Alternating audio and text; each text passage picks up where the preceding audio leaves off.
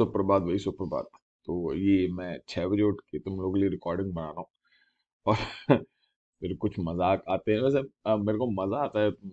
कुछ अच्छे अच्छे मैसेजेस आते हैं। खैर, पहले उसमें बाद में बात करूँ, पहले इस पे बात करूँ कि पिछले एक सप्ताह में अ, तुमने देखा कि लाइफ में एक्चुअली चैलेंजेस कैसे आते हैं। ठीक है। कोई भी काम जब होता है तो कुछ लोगों के लिए अच्छा होता है, कुछ लोगों के लिए बुरा होता है। ये देखो, ये हमेशा मान के चलना, सबके लिए सब कुछ अच्छा कभी नहीं हो सकता। वापस से रिपीट कर रहा हूँ, सबके लिए सब कुछ अच्छा कभी भी नहीं हो पाएगा। क्यों?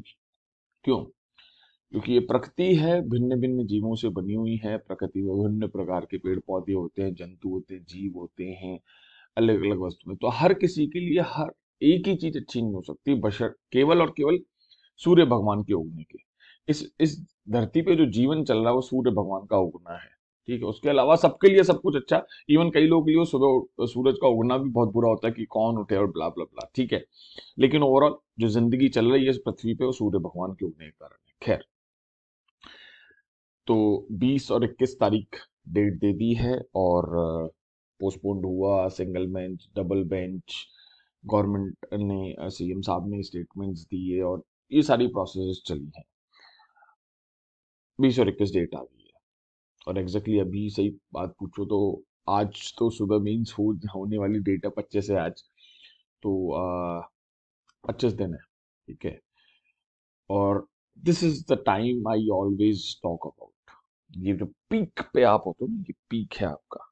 यहाँ आप हो तो कुछ लोग आप में से पीक में टॉप करने वाले होंगे, मैं बता रहा हूँ आपको। यहाँ यहाँ से आदमी सीधे जीरो पे आता है। सीधे जीरो पे आता है। जीरो का मतलब होता है उसकी, देखो, नॉलेज सबके पास है। जो लोग कह रहे हैं हम फर्स्ट टाइम दे रहे हैं, जो नॉलेज है आप लोगों के पास, बात ये होती है कि उस नॉलेज को कितनी स्मार्टली आप यूज करते हो। मैं इस चीज पे विश्वास नहीं करता कि एक minimum limited amount of time मिलना चाहिए, ये बात सही है। लेकिन आप ये देख लेना, भगवान नहीं करे ऐसा हो कि आपको एक साल पूरा मिल जाए। और जो लोग इवन पिछली बार भी मेंस दे चुके हैं या इस बार पहली बार दे रहे हैं, बात उससे नहीं फर्क पड़ता है। फर्क इससे पड़ता है कि आपकी तैयारी का लेवल क्या है, आप कितने समर्पण के साथ अपनी तैयारी कर रहे हैं। हो सकता है मेरी बात ना मान, मैं खुश हूं, क्योंकि डेमोक्रेसी है, लोकतंत्र है, ऐसा होना भी चाहिए। पक्ष और विपक्ष जब तक नहीं होंगे तब तक हमारे यहाँ विकास संभव ही नहीं है। विकास को संभव करने के लिए द्वंदात्मक विधि थी एक, तो उस पर कभी और चर्चा करेंगे, डायलेक्ट मेथड जिसे कहा जाता है। तो वो आवश्यक है, संवाद के निर्माण के लिए वाद और विवाद आवश्यक है। तो ब्रेक जो हुआ है, ब्रेक लो। मैं तो कहता हूं कि ये सप्ताह है, आराम से भगदड़ मत करना कि अरे वापस से 20 21 और वापस से लग जाओ। नहीं नहीं, देखो, शरीर को समझना जरूरी है। शरीर एग्जॉस्ट होता है, ये जो है ना, ये भी एग्जॉस्ट होता है। एक है ना बर्नआउट जिसे कहते हैं, वो एक सिचुएशन आती है, तुमने पढ़ी होगी अभी बिहेवियर, उसमें आई भी होगी, बर्नआउट है शरीर एग्जॉस्ट करने की। तो प्लीज, मेरी सलाह है, आप माने नहीं माने, जैसे मैंने सलाह दी थी कि भाई दोपहर में आप लाइट फूड खाओ, जिसमें मैंने खिचड़ी को प्रेफर किया था, तो मेरी सलाह है, वो आप माने नहीं माने। हो सकता है आप में से किसी ने खिचड़ी एक बार भी नहीं खाई और वो फर्स्ट रैंक लिया है, ऐसा संभव है, बिल्कुल संभव है। क्योंकि वापस से प्रकृति भिन्न भिन्न लोगों से बनी हुई होती है, और यहाँ भिन्न प्रकार की वे अलग अलग तरीके की जो गतिविधि है वो अलग अलग लोग अपने अपने तरीके से करते हैं। खैर, तो रेस्ट लो। 2 या 3 दिन छोड़ो, इस दीन दुनिया से हट जाओ। 2 या 3 दिन छोड़ो, मैं 5 दिन का भी सलाह देता हूँ। ये डिपेंड करता है तुम्हारे ऊपर कि तुम कैसे करना चाहते हो। लेकिन 5 दिन से ज्यादा नहीं। आज फ्राइडे, सैटरडे, संडे, मंडे तक ब्रेक ले सकते हो, उससे ज्यादा ब्रेक लेने का भी टाइम है नहीं। और ये दौर है, आरपीएससी इस तरीके से, मतलब कराना चाहती है, आप लोग को पता ही है, महसूस हो गया होगा। लेकिन कार्य ऐसा ही हो रहा है। कोशिश पूरी की आरपीएससी ने, लेकिन नहीं संभव हो पाया कि 25 और 26 को एग्जाम कराए। अब बात आती है कि आगे क्या करना है। देखो, 2 या 3 दिन जो रेस्ट लेना, तो रेस्ट जरूर लेना, मैं सलाह दे रहा हूँ। मानो नहीं मानो वापस आपकी बात है, लेकिन मेरी बहुत स्ट्रिक्ट सलाह है कि टेक रेस्ट। बिल्कुल सब दिन दुनिया छोड़ देना, मोबाइल लैपटॉप सब छोड़ देना। सबका मतलब कि बिस्तर में बंद कमरे में अपने सो रहे हो और खा रहे हो, सो रहे हो और खा रहे हो, और कुछ नहीं। घूमने भी मत जाना, मैं नहीं कह रहा घूमने जाओ, मैं साफ कह रहा हूँ कुछ लोग प्लान कर रहा हूँ कि घूमने चलते हैं, मेरी सलाह ये है कि अभी घूमने की आवश्यकता नहीं, क्योंकि घूम के आओगे 2 दिन 3 दिन घूमोगे तो उसके बाद 2 दिन तो उसकी थकान उतरने में लगेगा। ठीक है, सोने की बात इसलिए कह रहा हूँ कि थकोगे नहीं, थकना मना है, बॉडी बॉडी थकनी नहीं चाहिए। ठीक है, क्योंकि बॉडी थकती है तो नींद आती है, बॉडी नहीं थकती दिमाग थकता है तो एक्चुअली नींद कम आती है। दिमाग थकने में आदमी शांत होना चाहता है, बॉडी थकने में आदमी नींद लेना चाहता है, ये अंतर है। ठीक है, तो 2 या 3 दिन जितने भी दिन है उतने दिन रेस्ट करो। फिर उसके बाद अगर आपका कोई पोर्शन वीक है, अगर आपका कोई पोर्शन वीक है, आपको लगता है कि ये मैंने बहुत अच्छे से कवर नहीं किया था, आप अ, जब चूंकि मैं ही मान के चलता हूँ 21 दिन यानी 3 सप्ताह बचेंगे आपके पास, तो आप पहला जो सप्ताह है उस पूरे पोर्शन का मतलब जो भी आपके सेक्शन हैं वीक उसको दे सकते हो। हिंदी इंग्लिश जो है आपको साथ ही चलानी है, हिंदी इंग्लिश में आप कतई कोई परिवर्तन नहीं करोगे, बिल्कुल भी कोई परिवर्तन नहीं किया जाना चाहिए। उस हिंदी इंग्लिश को आप साथ साथ ही चलाओगे, क्योंकि वो एक बार भी आपने प्रिपरेशन छोड़ दी ना तो आप समझिए बहुत दिक्कत हो जाएगी, क्योंकि वो फ्लो है। ठीक है, और मैं ये और बता दूं, ये अगले ऐसा जो बहुत ही अच्छी तैयारी जिनकी होती है उन्हें ये लगेगा यार 2 3 दिन खाली कैसे होते हैं, तो उस समय वो हिंदी इंग्लिश को पलट सकते हैं। कुछ लोग सुन के सरप्राइज होंगे लेकिन ऐसा होता है, जो जिनकी तैयारी बहुत पीक पे होती है उनको बड़ा परेशानी होती है, ऐसा है। हम लोग के समय 3 बार मेंस पोस्टपोन हुआ है, तो we know it very well. और इस तरीके के एग्जाम होना, पोस्टपोन होना, यहाँ जितने भी बैच में मेरे साथ बच्चे हैं, जितने भी, ऐसा कोई बच्चा नहीं है एक्सेप्ट जो एग्जाम दे रहा हो। इवन उनमें से भी कईयों ने कहा कि एग्जाम पोस्टपोन होना अच्छी बात नहीं है, इससे तैयारी खराब होती है। ऐसा उनका कहना है, मेरा कहना नहीं है। ऐसा जितने भी टॉपर्स हैं उन सब का कहना है, क्योंकि तैयारी में फ्लो में बहुत ब्रेक आता है। खैर, वापस से रिपीट करता हूँ, पहले सप्ताह में आप क्या कर सकते हो, 21 दिन मान के चल रहा हूँ मैं, अभी 25 दिन है ऑल दो, बट 21 दिन मान के चल रहा हूँ मैं। पहले सप्ताह में आपको केवल और केवल जो आपके वीक पोर्शंस हैं उन पे ज्यादा फोकस करना है। ठीक है, और फिर हिंदी इंग्लिश चली रही है आपकी, नेक्स्ट जो सप्ताह है, नेक्स्ट सप्ताह नहीं 10 दिन मानता हूं मैं, 10 दिन में आपको रिवीजन करना है कुछ चीजों का। आप आई हो वो छुटकू नोट्स जो है आपने बना ही लिए होंगे, कुछ के तो बनाए ही होंगे, तो उनका रिवीजन भी करें आप। ठीक है, उनका रिवीजन करें। उसके साथ साथ अब आप और क्या कर सकते हैं कि भाई आपको लगता है, कुछ लोगों को लगता है कि नहीं मेरी तैयारी अच्छी है और मेरा कोई पोर्शन वीक नहीं है, ये तो उनके लिए था जिनका वीक पोर्शन है तो वो पहले सप्ताह में वो करें। लेकिन जिनका पोर्शन वीक नहीं है वो क्या करें, वो ये करें कि अब आप एड ऑन्स करो।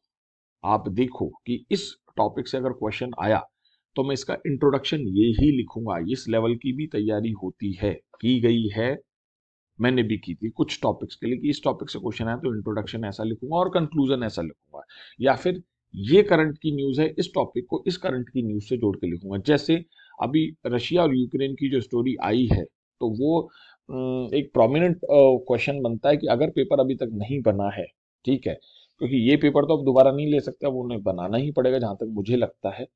तो दोबारा से वो पेपर बनेगा तो उसमें रशिया यूक्रेन की पॉसिबिलिटी और इंडिया पे इम्पैक्ट, ये पूरी पूरी तरीके से पूछा जाएगा। क्या थर्ड वर्ल्ड वर्ल्ड वॉर इससे संबंधित भी क्वेश्चन पूछा जा सकता है, ऐसा कुछ आपको आइडिया रखना है, तो करंट को ऐसे जोड़ के आपको दिखाना पड़ेगा, तब जाके आपको अच्छे मार्क्स मिलेंगे। तो आप इसकी तैयारी कर सकते हो, ध्यान रखो। हर टॉपिक में, इकोनॉमिक्स में भी करंट का कुछ ना कुछ होगा, हिस्ट्री भी आप जोड़ सकते हो एक्चुअली। वो डिपेंड डिपेंड करता है कि आपकी किस तरीके से उस चीज को जोड़ते हो। फिर उसके बाद आपके एथिक्स में तो खैर बहुत सारे केसेस आते ही आते हैं, आपकी पॉलिटी है, पबेड है, इन सब में आप इन चीजों को अच्छे तरीके से जोड़ के अच्छे मार्क्स फेच कर सकते हो। ये आप काम करो, एक कॉपी बनाओ छोटी सी ऐसे, मतलब ऐसी डायरी सी, ठीक है, और उसमें लिखो कि भाई यहाँ कोई कुछ लिखना है तो टॉपिक लिखो और यहाँ पे लिख लो कि ये चीजें मैं ऐसे लिखूंगा। ये मेरी शायरी वाली कॉपी है, खैर इसमें शायरी लिखता हूँ बैठ के। ठीक है, तो ऐसा करना, ये तरीका है। ठीक है, और ऐसे केवल लिखने से काम नहीं चलेगा, ये मैं बता दूं आपको। सुबह लिखो, रात को सोने से पहले एक बार रिवाइज जरूर करो, ठीक है, जिससे आपको याद रहेगा। इसमें आप ये भी लिख सकते हो, जैसे अभी जो बजट आया, बजट के कुछ प्रावधान, जैसे अभी गारंटी और वो एक राजस्थान सेवा गारंटी अधिनियम और ग्रीवियंस रिट्रेसल के लिए कुछ टाइम बाउंड मैनर, ऐसा कुछ एक नया कानून लाने के लिए सीएम साहब ने कहा है। तो आप अभी जो अपने सिलेबस में है ना उसमें ऐड ऑन करो इस चीज को। देखो ऐसे ही एक्स्ट्रा नंबर अच्छे मार्क्स फैच होते हैं। इस बजट की जो जो कुछ कुछ चीजें उनको ऐड ऑन करो फटाफट, 2 दिन में तुम्हें समरी नहीं मिले तुम्हें तो गवर्नमेंट की वेबसाइट से मिल लो, और 1 दिन लगाओ तुम बजट पढ़ने में, कोई इशू नहीं। बैठे बैठे पूरा रीड कर लिया, बजट जो स्पीच है उसको पूरा देख लो। बजट मत पढ़ो, बजट स्पीच है उसको पूरा देख लो, ठीक है। और फिर इससे तुम्हें काफी कुछ आइडिया लग जाएगा।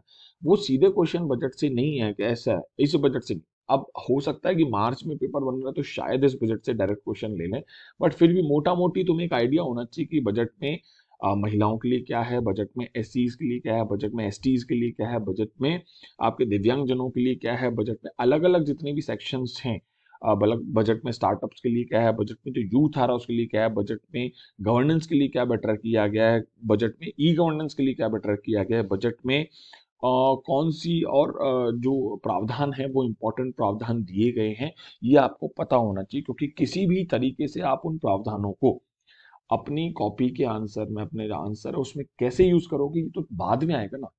पहले प्रावधान तो पता होना चाहिए, जब प्रावधान तुम्हें ढंग से याद होगा तब जाके तो बोलोगे नहीं अच्छा ओके यहाँ पे इस क्वेश्चन में मैं ये यूज कर सकता हूँ, ठीक है। तो अभी इतना सा, और भी चर्चा के लिए अपन बात करते हैं। ध्यान रखो और सुनो, मैं वापस से कहता हूँ, 2 दिन को मैं रुकना नहीं कहता, 2 दिन को मैं मध्यम गति कहता हूँ कि हाँ आदमी स्लो हो गया, स्लो होना बुरा नहीं है लेकिन रुकना हानिकारक है। उच्चस्त जागृत प्राप्त वरान्नि बोधित, ठीक।